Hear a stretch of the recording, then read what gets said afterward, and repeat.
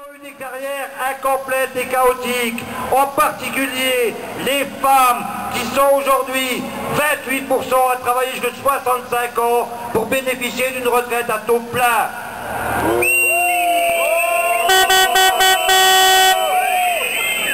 Tout ça dans une Lorraine qui compte déjà aujourd'hui 23 944 chômeurs de plus de 50 ans. Ne croyez-vous pas que la priorité ne serait pas déjà de leur donner du travail jusqu'à 60 ans?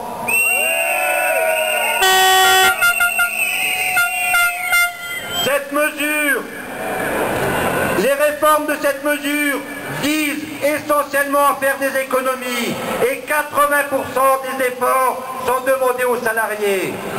Les économies qui sont faites sont une part de la facture de la crise qu'on demande aux salariés de payer sur le dossier des retraites. Les fonctionnaires se voient imposer une augmentation drastique de leurs cotisations, conduisant à une baisse de leur pouvoir d'achat. Par contre, les entreprises, les hauts revenus, les revenus du capital sont, eux, 5 fois mis à contribution que les salariés.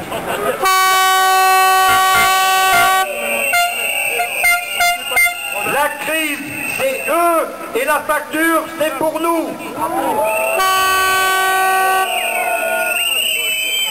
Il faut que les salariés soient bien conscients que ce qui se joue au fond sur ce dossier concerne les retraites, mais va bien au-delà.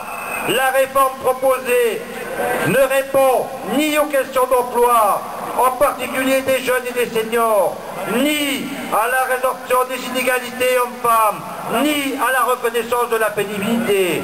Et en plus, elle renvoie aux futures générations l'incertitude de la pérennité des régimes de retraite solidaires et par répartition.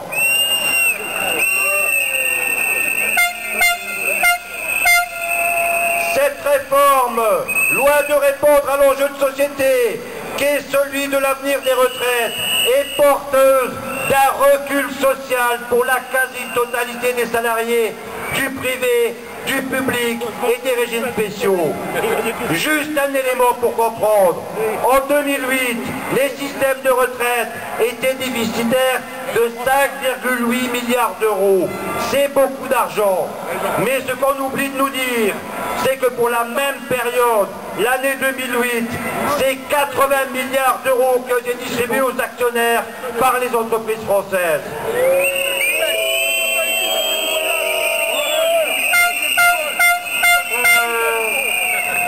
Oui, on est bien là devant un choix de société.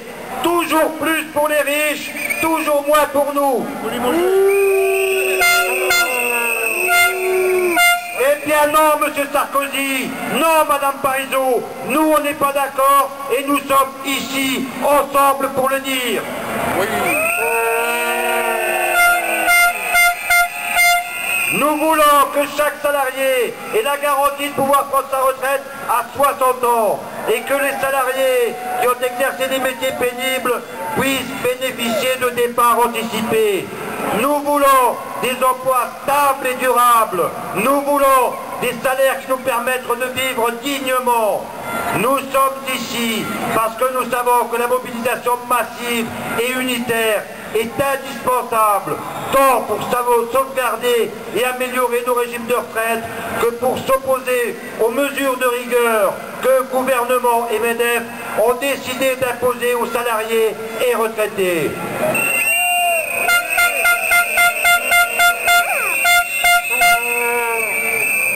Nous sommes ici parce que nous, salariés, retraités, privés d'emploi, nous ne sommes pas responsables de la crise et nous refusons d'en payer les conséquences.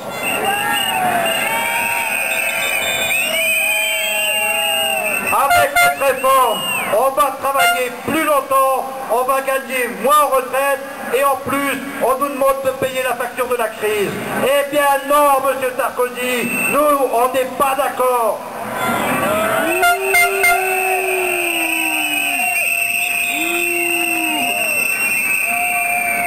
C'est dans une unité syndicale solide que les organisations ici présentes sont déterminées à se battre contre cette réforme. L'intersyndicale a déjà décidé d'actions possibles pendant l'été et surtout de fortes mobilisations à la rentrée.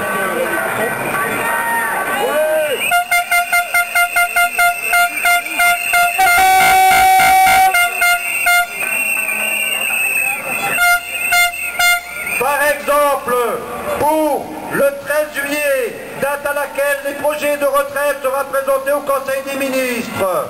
Le 7 septembre, date de l'ouverture des débats parlementaires. Les élus politiques vont prendre des positions, mais dans une démocratie, montrant que le peuple c'est nous et que c'est à nous de décider.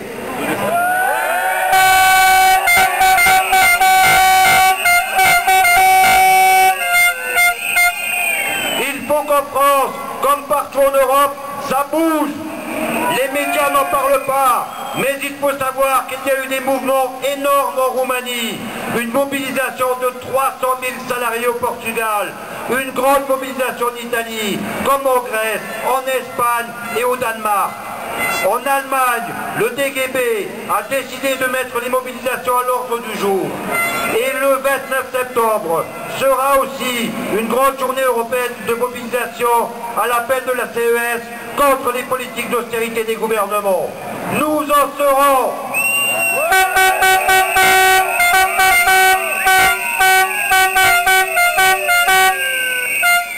Il faut qu'on leur montre que nous refusons de faire les frais de leur politique du profit. Nous ne ferons bouger les choses, nous ne pourrons pas faire bouger les choses sans vous. C'est pourquoi nous appelons les salariés de tout âge, de toute profession, à prendre conscience que c'est dans sa mobilisation, dans sa détermination, que tout va désormais dépendre. Sur les questions d'emploi, de salaire, de retraite, c'est à nous de décider.